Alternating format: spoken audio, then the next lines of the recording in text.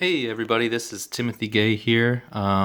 Today we're going to do something a little bit different. We're going to be taking a look at a specific clan in Rising Sun.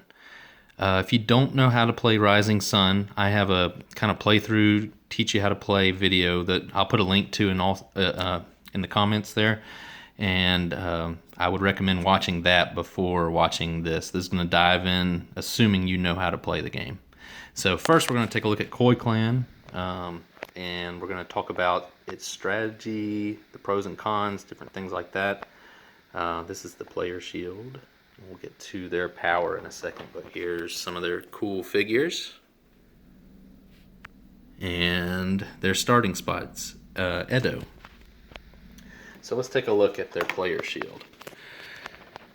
First thing to note, they have the highest starting honor rank. So up here, they're going to start the game. And also they have the advantage, with a higher honor to break ties. That's important for all of our strategies going into the Koi Clan. Shows our starting spot, different types on everything. Start with $5. Now, they flow like water, it says. So, what is their power? It says you may use coin tokens as Ronin. At the start of the war phase, convert all your Ronin into coin. So Ronin are these, and then you got your coin. So basically, say we had these Ronin at the start of the war phase, we can take these 5 Ronin, turn them into 5 coins. We announce to everybody how many coins we have, then we put them behind our shield. And then we have the option to use those coins as for the war advantages. And then we can also use them as Ronin. So we could say we put 3 coins on Ronin, and then we could say these 2 coins are our Ronin. Now we wouldn't lose these coins after that fight. We would only lose these ones. It's only the coins you put out here. So one thing that's very cool about this power is that it's all about the bluff. You're never, people can know your max, your min and max of Ronin, but it's going to be really hard for them to tell how many you're going to actually use. Now the trick with the Koi is you got to be careful because it's going to be easy to only want to do higher Ronin, but you got to use that to your advantage and make your opponents think you're going to use Ronin and maybe go elsewhere with it, depending on, what the importance of the fight is. Because always there's times you want to lose to gain more coins for future battles and things like that. So, and then you want to get into that position where the places you really want to win, you're unstoppable with your Ronin quantity. So with that said, it's important to note also the location of the Ronin. So it triggers third, so that way, things will be a little more clear there as it goes forward. Oh, and one other thing, Ronin are untouchable by these other things. You cannot take Ronin hostage. So these are like guaranteed strength that you can have. So with that said, what is going to be our strategy as the Koi Clan? Well, it comes from different things. We're going to need to focus on, of course, getting coins, getting Ronin. We're going to want to maintain our high honor as much as possible. We really want to try to stay on top of that. So you're not going to run around and do dishonorable things. Unfortunately, I like to be dishonorable in this game, so Koi's not always my go-to, but I do like the bluffing they bring to it. If you like bluffing, they're going to be your favorite. The other thing we want to really focus on is harvesting. Or making harvesting easier and more beneficial for us. And the ways to do that would be looking at the spaces. What is their harvest reward? What grants us the most benefit? This is not going to help us as much 3 points as the 3 coin, because remember, we can make those 3 coin into 3 strength if we want to with the Ronin. Same with these. These are great. That's 2 strength plus a victory point. Any victory points within the middle of the game rather than all at the end is great. So where we start works well.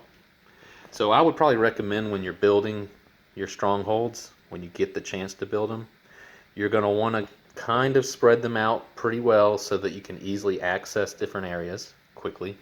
And you want to go ahead and have places to spawn that are going to give you benefits for harvesting.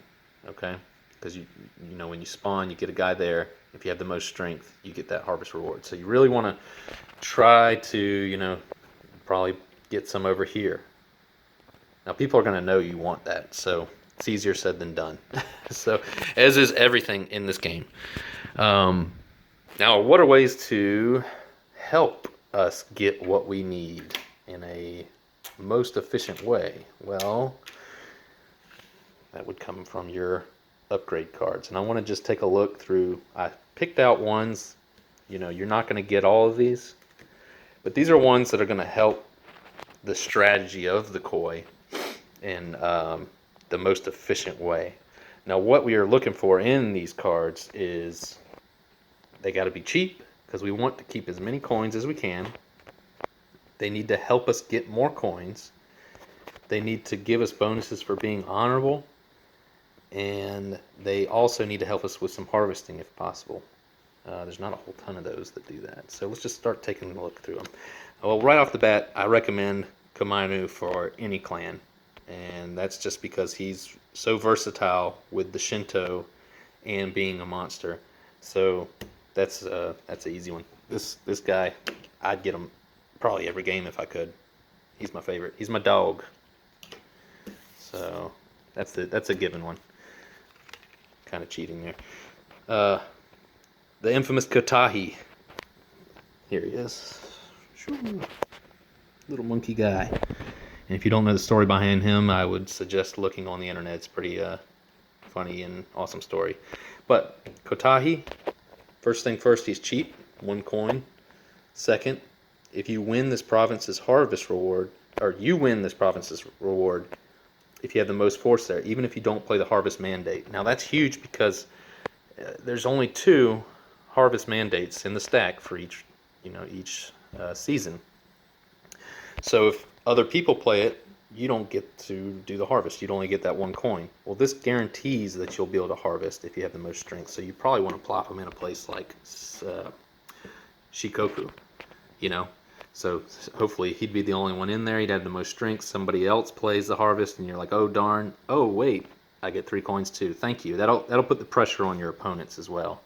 So that's a great card. Let's see here. Earth Dragon. This big chunky guy. Not only is he cool looking, but his power is going to be really helpful for us because this one actually combos with another card, and I'll put this aside. He's a little expensive, so I wouldn't always get him. Depends on how your coin and your harvesting is going, but he actually counts as 3 force, which is great because that way you can bluff a little more. You have a little more flexibility there. But he also pushes out 1 figure from each player, so they have less strength there. So you'd want to put him in the places that you want to win, for sure. Another card that will help us, this is the easy one, Way of Shogun at the start of the war phase, gain 3. And these are all spring cards, by the way, that I've started with. So this one pays, you'll get the 2 coin back and then some. If you have this from the beginning of the game, every age it's going to trigger. So that's 3 possible Ronin. More money. Got to get it. Easy way to get it is guaranteed money. Benevolence is a virtue, and when you spend 1, you can give 1 of the spent to another player. If you do, gain honor and 2 victory points. Now this is not really important for the victory points, I would say. This is nice to get. The main thing is this is going to be a guaranteed way to stay on top of that honor track, which, like I said before, having that ability to tie and still win is going to be huge for koi. The Way of the Righteous. This is another war upgrade that says at the start you get to take 1 coin from each player with lower honor. So this is taking advantage of being on top of the honor track. You want as much bonus for that as possible. Another one, just an easy way to gain coins. After you summon, gain a coin. That's pretty good because you're going to want to summon too. Now, this is the last of the spring. This is the Path of the Patron. After you summon, gain 2 coins. If you have higher honor, then at least 2 players. So it's a little bit better than that one. It costs more, and it relies on you being higher in honor, but we want to do that anyway. All right, we're moving into summer here. This is the one that I said comboed really well with Earth of Dragon. So if you get Earth of Dragon in the first, spring, get this card. Just get this card anyway. Because what this one does is it's going to charge people to use these shipping routes. And at first, when I first played, I thought this was weak. But man, people really, really use these shipping routes. Well, except for Dragonfly, who get to fly everywhere. But having that ability, so every time they move and they want to get it somewhere quicker, then you're going to tax them. But you could also, with the Earth Dragon, say, you put them here, the war starts, you can choose where to push them. So you can push them on a shipping route, charge them $1. These two go together really well. And of course, more coins for Koi, more strength for Koi. That's the motto. Way of the Ronin, pretty self-explanatory. Gain 2 Ronin. This is at summer, so there's 4 Ronin there for a coin. That's great. Great investment. This one is a little bit playing into a different side of the strategy for Koi. The Koneko, this would be when you want to lose a place. Let's see. She looks like that. You'd put her in a province that you're going to plan on losing. That way you gain 2 coins and 2 Ronin right then. So you want to put her, you want to look at the order of the war track for her. And you want to put her in a early place that's going to fight that you're going to lose. And matter of fact, you'd probably, seppuku her and gain another point. And go up on the honor for that. That's one way to make her work. And you also are taking 2 Ronin and 2 coins from people too, so that's really helpful, especially at the beginning of the war phase. Put her somewhere that she's going to trigger early. Now let's take a look at Path of the Favored. This is a Shinto upgrade, and I'll get to Shinto in a second because Shinto are super important for us too. This is saying your Shinto count is 3/4, where you have higher honor. So higher honor bonus for your Shinto, making them 3/4. That's really powerful. Only cost a coin. Now we got the final summer card is Justice. You gain 3 victory points whenever you kill 1 or more figures from a player with lower honor. Goes with our honor theme. We want the ties from the honor, so you may as well get the benefits from the honor. 3 points is nothing to laugh at. Autumn Time. This one's easy to see why we want it. 5 coins for free. Even better. 5 Ronin, possibly. Since we're trying to win spaces, which is one of our main goals here, especially as Koi, that's how we're going to get almost all of our points. May as well get a bonus. This guy's free monsters, little fox-looking dude. And you get all these points, 6 points if you win. So put them towards the end of the war phase. Get them in one of those spots and get ready to unload your Ronin and really jam that win down their throats. Path of the Spirit.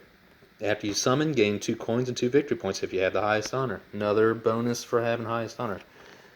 This one pays for itself.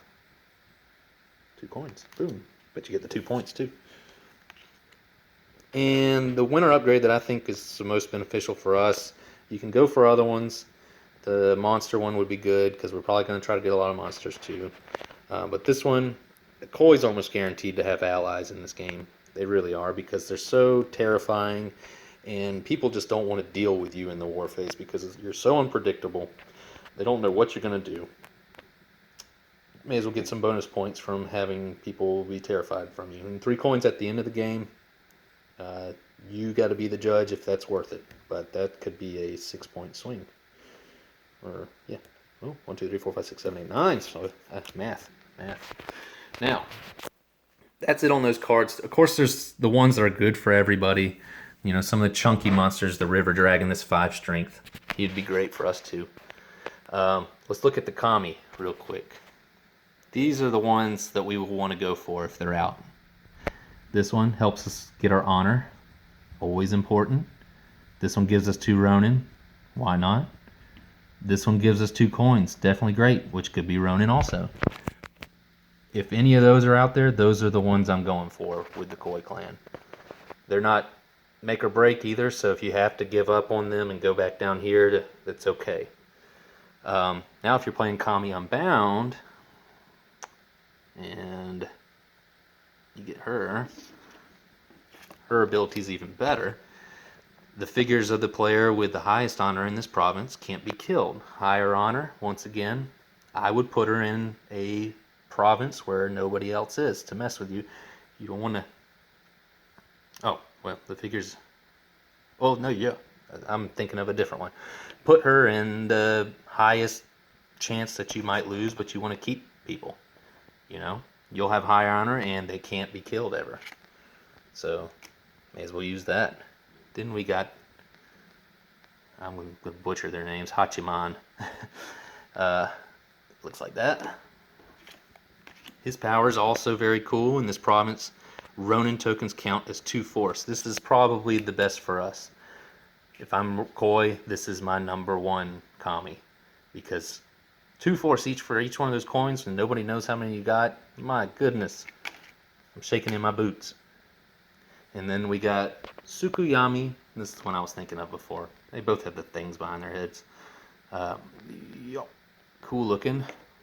Tsukuyomi. Before resolving war in this province, all players with force in it gain force. So that was the one I was thinking of. Put him somewhere where you have less people in there. Get 4 coins, boom. All right, even better. So that's kind of a quick and dirty breakdown for Koi. There's tons of other strategy for them, but these are like some fun ways to make them even better. Like I said, if you like the bluff, these guys are great because that's their forte. If you don't like the bluff and you're terrible at it, maybe not. Maybe go with somebody else. But just know you're probably going to need allies to really make this work.